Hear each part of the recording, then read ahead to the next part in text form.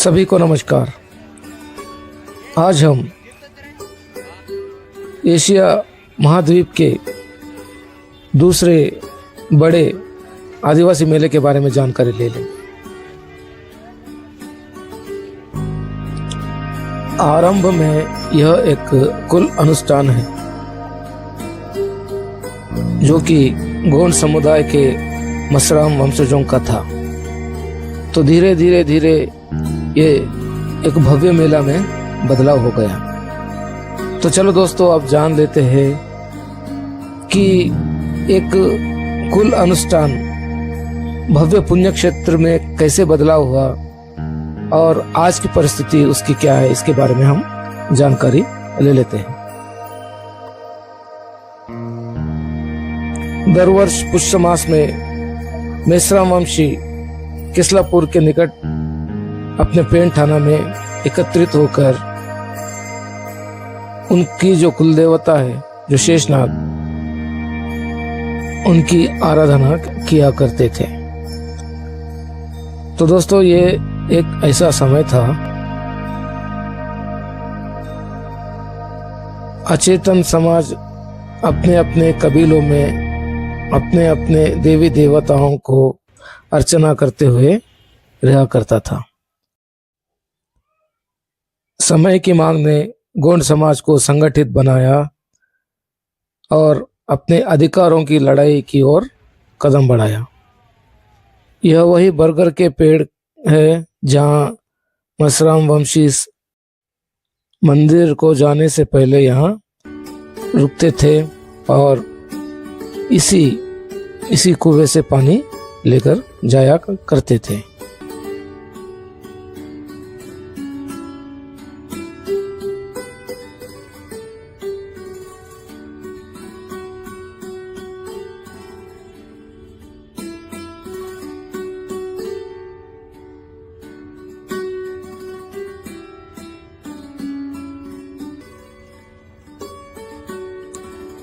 यही वह कुआं है जिसे पवित्र माना जाता है। जल यहीं से ले जाया करते थे और नागोबा को अभिषेक करके अपनी पूजा का आरंभ किया करते थे। चलो अब जानते हैं विस्तार से पूरी कहानी।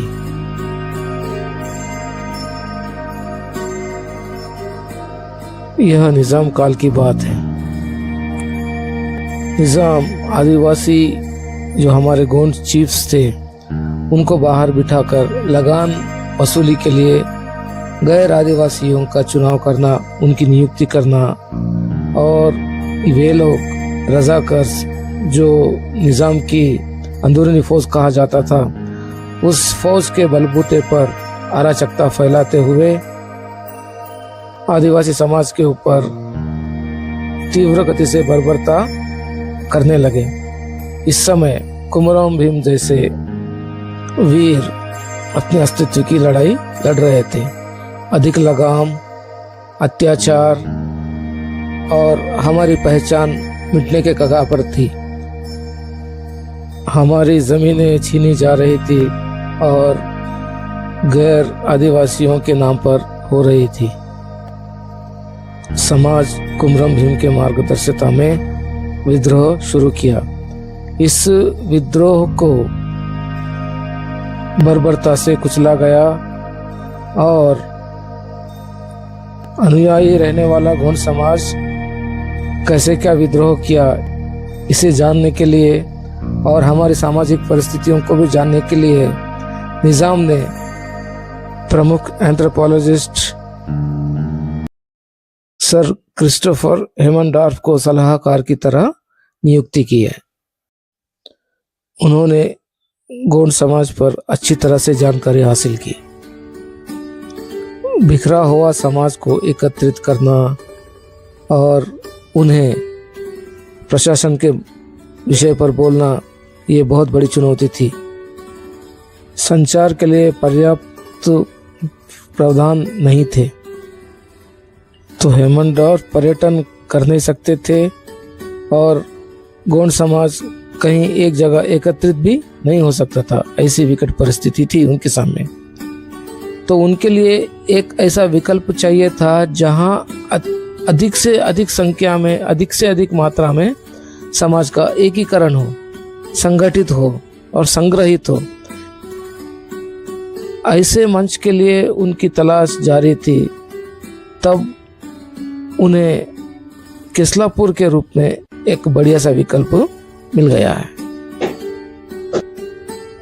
उन्होंने इस कुल अनुष्ठान की जमावट का फायदा उठाना सोचा और वहां से अपनी नीति को अंजाम दिया।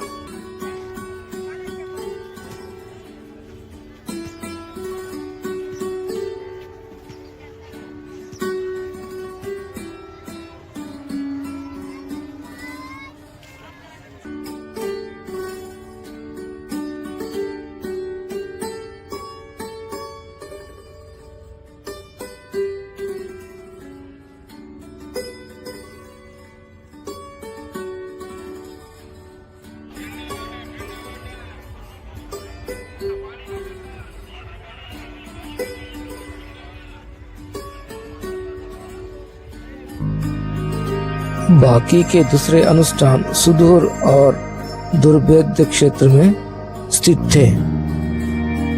केसलापुर जो तहसील कार्यालय से एकदम निकट 20-25 किलोमीटर के अंतराल पर जो उट्टोर तहसील हुआ करता था, साथ साथ जिला कार्यालय यानी आदिलाबाद से लगभग 45 किलोमीटर के दायरे पर स्थित थे। इससे बढ़िया विकल्प कहीं और नहीं था। तो उन्होंने केसलापुर के कुल अनुष्ठान को प्रशासनिक तौर पर बदलने का प्रयास आरंभ किया।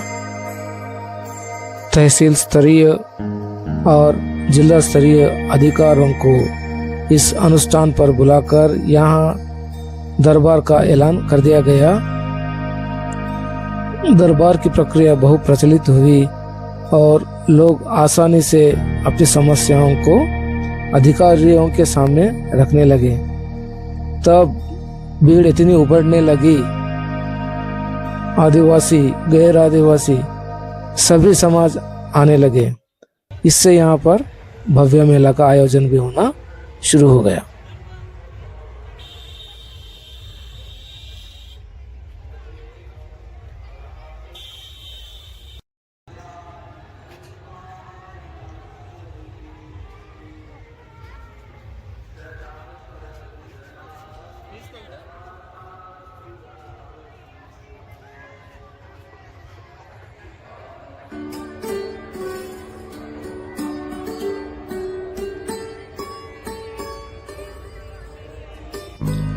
मेले में भक्तों की भीड़ उमड़ने लगी। इनके दर्शन के लिए मंदिर का निर्माण अनिवार्य हो गया। फिर मिश्रा वंशियों ने बैठकर मंदिर का निर्माण करने का निर्णय किया, जिससे एक छोटा सा मंदिर यहाँ पर निर्माण हो गया, जिसे भक्त आते थे और यहाँ दर्शन किया करते थे। मेला 5 दिन का रहता था। इस तरह से सरकार को विज्ञापन, नागोबा के दर्शन और भव्य मेला का आनंद लेना आरंभ हुआ। मिश्रा वंशी मंदिर में जाकर संगीत, वाद्य सहित अपनी संस्कृति परंपरा निभाया करते थे। हमारे ये यादगार पल है जब मंदिर का निर्माण हो रहा था।